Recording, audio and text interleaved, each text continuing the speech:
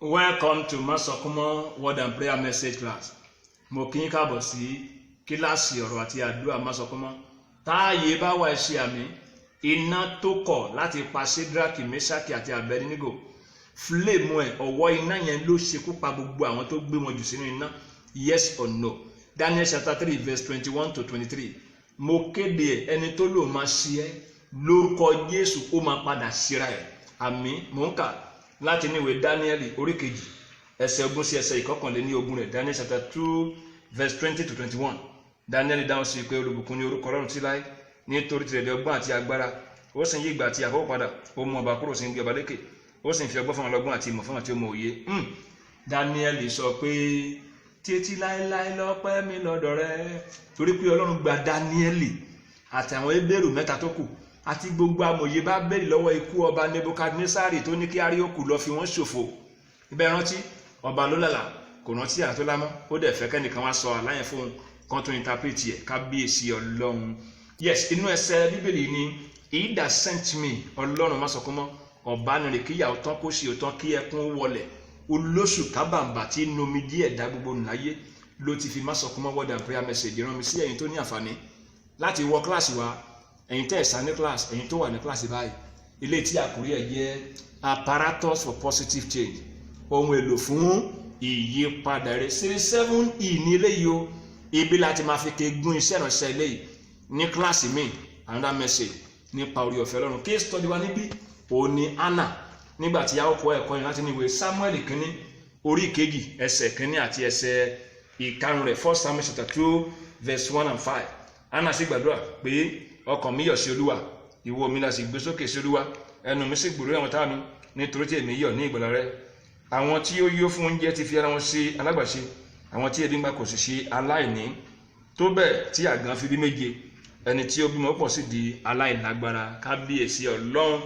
University of life, Ọlọ́run tí kò sí impossibility nínú dictionary tiẹ̀, Ọlọ́run tó ní positive change ní ìkáwọ́. Ó ti ṣe fún Anna ibò ńlá ka yìí, ẹni tí ò bímọ tẹ́lẹ̀ tí jẹ́ àgbọ̀n kò rọ́mọ fi ọmú fún, ó dẹ̀ wá dẹ́ntẹ́ ẹnu ẹ̀ gbọ̀rọ̀, ẹnu ẹ̀ gbòòrò, ẹnu ẹ̀ gba orin àti ẹ̀rí. Kábíyèsí Ọlọ́run. Yes, series 7E ní eléyìí. Mo ti sọ fún wa ní series 7 gbàtà bẹ̀rẹ̀ pé Ọlọ́run máa ń lo ìṣẹ̀lẹ̀ láti fi mú positive change dé bá yé ènìyàn. Yes or no? Capital yes, yes. Nínú series 7 yẹn ni ẹni tí àkọ́kọ́ tí kọ́ ní sọ pé àwọn nǹkan márùn kan wà tá a gbọ́dọ̀ mọ̀. Mo ti sọ kínní fún wa ló jẹ́ kó jẹ́ series 7A, 7B, 7C, 7D. Nǹkan karùn-ún rèé series 7E. Nínú nǹkan márùn tó yẹ ká mọ̀ yẹn ètò wa jẹ́ ìkarùn ẹ̀ náà ni pé yóò di ẹ̀rí fún yín. It shall turn to you for a testimony. N ta fi rán mi sí ẹnìyàn pé èyí tó ń là kọjá yìí ó máa di ẹ̀rí ni o. Á di testimony. Yóò di testimony gẹ́gẹ́ bẹ́ẹ̀ ní ta fi ṣẹ́ránṣẹ́ ọ̀rọ̀ Ọlọ́run àti àdúrà rán. Iṣẹ́ Àpọ́sítélì 6:4 23 verse 19 ìwé Númérì ó yé mi dáadáa pé Ọlọ́run kì í ṣe ènìyàn tí yóò fi ṣèké, a máa wí kí ó má sì ṣe bí, a máa sọ̀rọ̀ kí ó má sì mú ṣẹ. Òye dẹ̀ yé mi again and again. 138 verse 2c ìwé Sáà ó ní nítorí ìwọ gbé ọ̀rọ̀ rẹ ga ju gbogbo orúkọ rẹ lọ. Ó fi ọ̀rọ̀ kan rán mi sí ẹ báyìí, a verse from the Bible, ẹsẹ̀ Bíbélì kan ló fi rán mi sí ẹ̀yin tó wà ní kíláàsì yìí. Kí ni ẹsẹ̀ Bíbélì náà? 21 verse 13 ní ìwé Lúùkù. Kí ló sọ? Ó ní it shall turn to you for a testimony. Yóò di ẹ̀rí fún ẹ o. Èyí tó ń là kọjá yẹn ni o, bó lè kó kan, kó má dùn, kó korò tó, kó yí tó, kó dàbẹ́ ni kó fẹ́ gbé ẹ̀mí báyìí, ó máa padà di ẹ̀rí ni o. Kábíyèsí Ọlọ́run. Adùn ni yóò gbẹ̀yìn ayé mi, ó dá mi lójú. Èmi ò ní kú o, n ó ròyìn ògo Ọlọ́run. Adùn ni yóò gbẹ̀yìn ayé àwa, ó dá wa lójú. Yes, èyí tó ń là kọjá yìí àìsàn ni àbí àrùn àbí ogun, gbogbo ohun tó lè kó jẹ́ ó máa padà di ẹ̀rí ni o. Kì í ṣe síkú. He that sent me, Ọlọ́run Masokumo lórí sọ ní mo sọ fún ẹ pé kì í ṣe síkú, oníyọ síkú o. Ẹnìkan ni ṣe pé ọ̀rẹ́ tọ̀ dé ẹnu dùn rárá o. Ìwé Aláwòye mi sọ pé ó ṣe mí ní ògbódì ẹ fèrè àwòdìsá lọ́dún 2016. Kì í ṣe pé kú fẹ́ bá mi bọ́wọ́ rárá, ó ti bọ́wọ́ pẹ̀lú mi, ó romance, ó gbé mi pọ̀n, ó ti fọjá sí, ó ń gbé mi lọ. Ẹnìkan tó dákú tí kò nípa, adárùn má ṣá kárùn ní ṣe, adá ìsàn má ṣe. He that sent me, Ọlọ́run 17, 18, 19.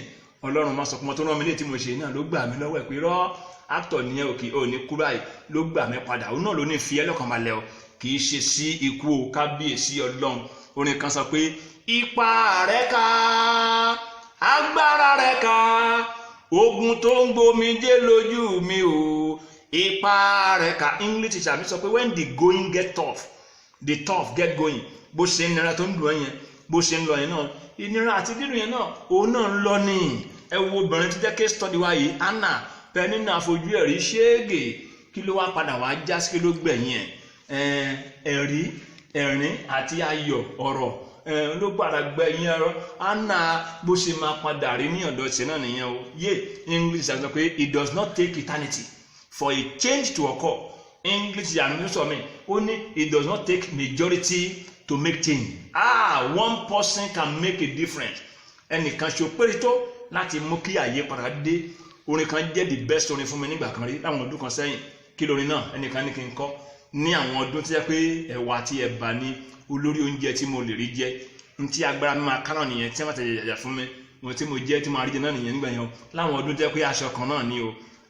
Wash, operation wash, wait and wear. Àbígbà mi kò jẹ́ pé wash and wear, wash tán báyìí, kú báyìí, wash ọ̀nà program ti ń lóde mi ni o. Láwọn ọdún jẹ́ pé ilé alápò ní ilé mọ́sọ̀ kan wọ́n yìí o. No roofing, no ceiling, no door, no plastering. Láwọn ọdún yẹn. Àbí ọdún tó jẹ́ pé dàbí ẹni pé ṣe ni mo ṣí ayé wá.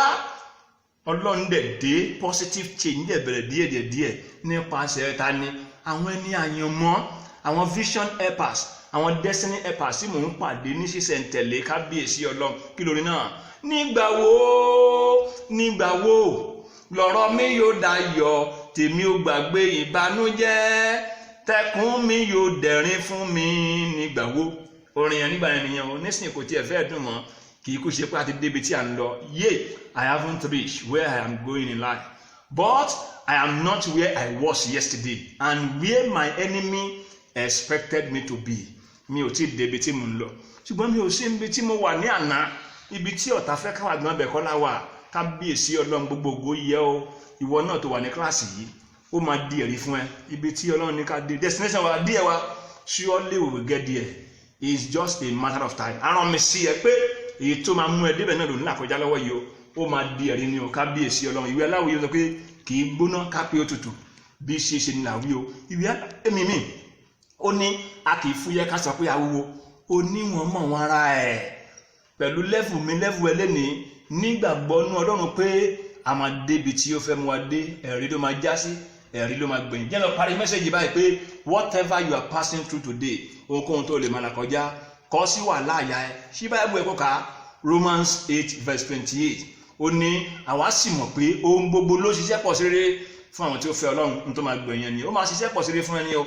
Jẹ́ n fi lẹ̀ bẹ́ẹ̀ pẹ̀lú ìṣẹ̀lẹ̀ obìnrin kan ní ọjọ́ wedding yẹn, ọkọ àfẹ́sọ́nà tí wọ́n dájọ́ wedding ló kọ̀ láti wá sí church.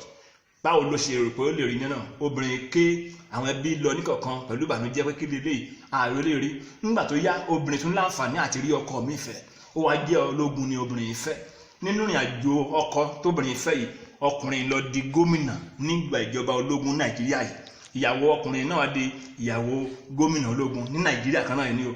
Ọkùnrin jọ́sí tó kọ̀ láti wá sí church pẹ̀lú ẹ̀ tó propose tí wọ́n fẹ́ fẹ́ra wọn yẹn, òun náà sójà ni. Ẹ wá wo Ọlọ́run. Ọkùnrin yìí láì ṣe pọ́ndẹ̀ plan yẹn ó wá jẹ́ ADC sí gómìnà.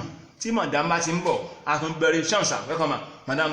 Kábíyèsí Ọlọ́run. Ẹ̀wọ̀n tó bìnrin yẹn là kọjá nígbà náà, ó kan ó kò dùn ó korò.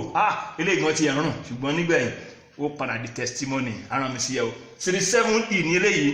Ẹ kú ojúnà fún mẹ́sẹ̀gì mi láti inú ilé iṣẹ́ náà ṣe ọ̀rọ̀ àti àdúrà mọ́sàkúmọ́ yá fílẹ̀ bẹ́ẹ̀ kí n lọ́gbọ́dọ̀. Táàyè bá wà ṣe àmì èyí tó ń là kọjá di òní, ara mi níṣẹ́ sí ẹ.